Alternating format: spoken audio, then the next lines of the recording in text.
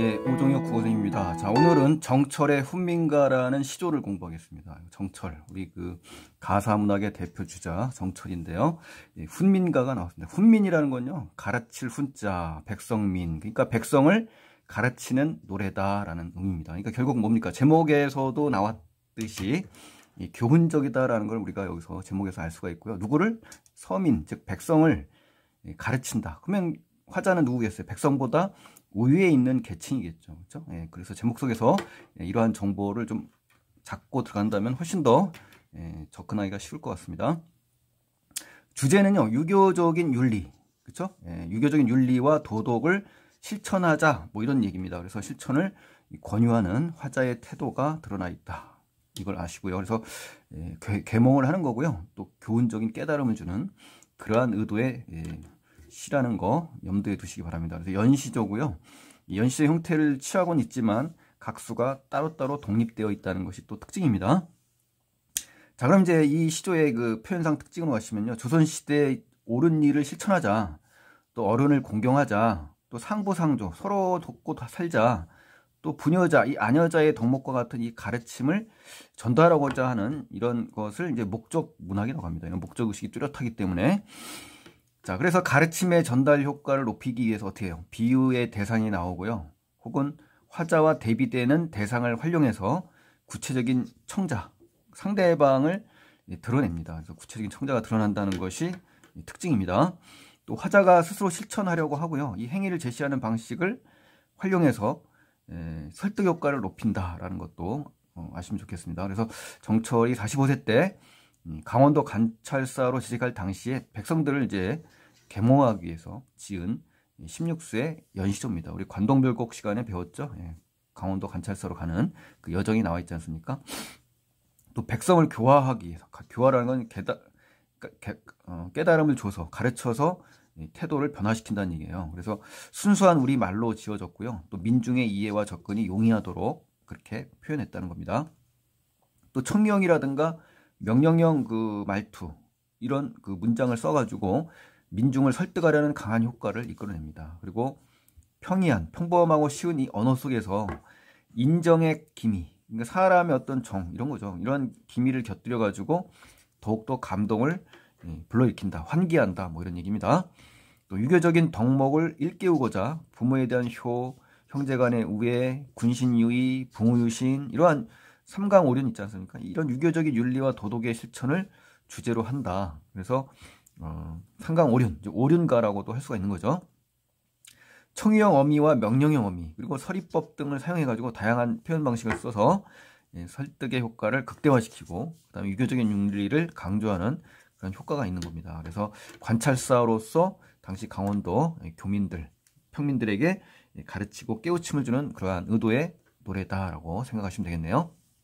자, 그럼 이제 내용을 가겠습니다. 이제 첫 번째, 연시조 중에 이제 8수가 이제 출제가 되는데요. 한번 보실까요? 마을 사람들아, 올바른 일을 서로 행하라 라는 그러한 핵심적인 내용이 나옵니다. 그래서 향려유래라는 한자가 있는데요. 사람으로서 도리를 다해라 라는 그러한 의도의 연입니다. 한번 살펴보시죠. 마을 사람들아, 그렇죠? 구체적인 대상이 지금 나왔지 않습니까? 이렇게 마을 사람들아, 옳은 일 하자 사라. 이거 하자꾸나 이 말입니다. 하자꾸나. 이건 뭡니까? 권유, 청유형어미죠. 이런 것이. 그래서 사람이 되어나서, 인간이 되어서 옳지 못하면, 그러니까 정당하지 못하면, 이건 강조를 의미하는 겁니다. 그래서 강조사고요. 옳지 못하다면 그건 바로 뭐다? 말과 소, 즉 짐승이라는 거죠.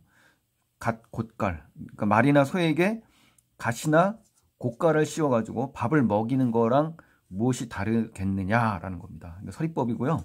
결국 뭡니까? 짐승에게도 갓이나 곶갈을 씌워서 밥을 먹는 이러한 행위와 별반 다를 게 없다. 그러니까 결국 뭡니까? 짐승과 같은 사람이다라는 이야기를 하는 겁니다. 그래서 비유 대상이 나온 거고요. 옳은 일의 실천을 강조하고자 하는 화자의 의도가 나온 겁니다. 말과 소와 견주게 된 거죠. 자, 9수에서는요, 뭐가 나오냐? 노인을 공경히 모셔라. 이겁니다. 노인 공경. 그러니까, 우리 상강오륜 중에 장유유서 있지 않습니까? 그래서 향촌에서의 예의, 즉, 어른을 대하는 올바른 노인을 공경히 모시도록 하라. 이런 얘기예요. 그래서, 장유유서. 향촌에서의 예의 이거 강조하는 겁니다. 팔목지시거든. 그러니까 팔목을 어른이 움직일 때 나의 팔목을 잡을 때 잡거든 두 손으로 받쳐 드려라 이 얘기입니다. 그러니까 어른에 대한 공경을 통해서 부녀자의 덕목을 노래한 겁니다. 그래서 어른 공경 여기가 이제 핵심이죠. 또 나갈 때 바깥으로 이제 외출할 때 있거든 막대기 들고 조차리라. 그러니까 따라다녀라 이거예요. 뒤따라서 다른 노인들 공경 타인을 위한 주체의 행위가 되겠죠. 자기 자신이 아니라 다른 사람을 위한 주체자, 이제 화자의 행위가 들어있다는 겁니다. 그래서 실천을 해라 이거죠. 노인 공경을 위해서. 그래서 유사한 통사 구조를 활용해서 운율을 형성하는 그러한 그 구절로 돼 있다라고 이야기합니다. 대꾸법이죠, 대꾸법. 또 향음주라는 건요, 당시에 그 술을 마시는 잔치 행사입니다. 그래서 노인들이 또 여럿이 모여가지고 잔치를 하고 나서 다 파한 후에 이제 술이 많이 취해 있을 거 아니에요. 모셔가서 데리고 오너라 뭐 이런 얘기입니다. 그러니까 어른이 잔치에 참석하시면 다 끝난 뒤에 모시고 가려고 하여라 이런 얘기입니다. 그러니까 결국은 노인을 공경하는 장유유서의 그러한 그 덕목을 이야기하는 거네요.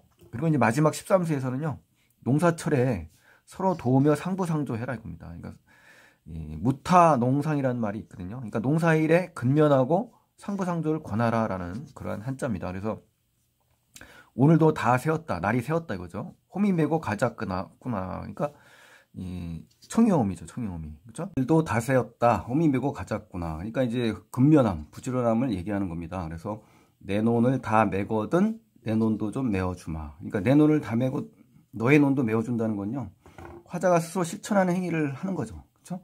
그러니까 내라는 의미, 화자가 나왔으니까. 그리고 상부상조를 의미하는 겁니다. 상부상조. 그러니까 자기 논만 메는 게 아니라 시간이 남고 여유가 있다면 다른 논을 또 메어주는 이런 협력, 협동, 그렇죠?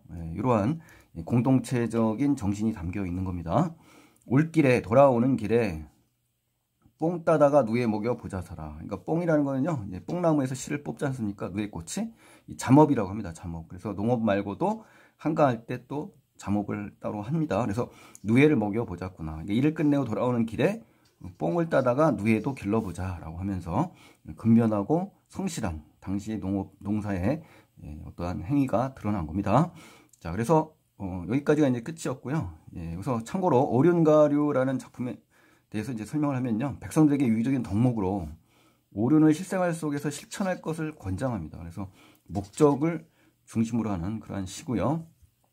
사대부들이 관직에 나가려면 남을 다스리는 치인, 즉 다스리는 사람으로 최선을 다했죠.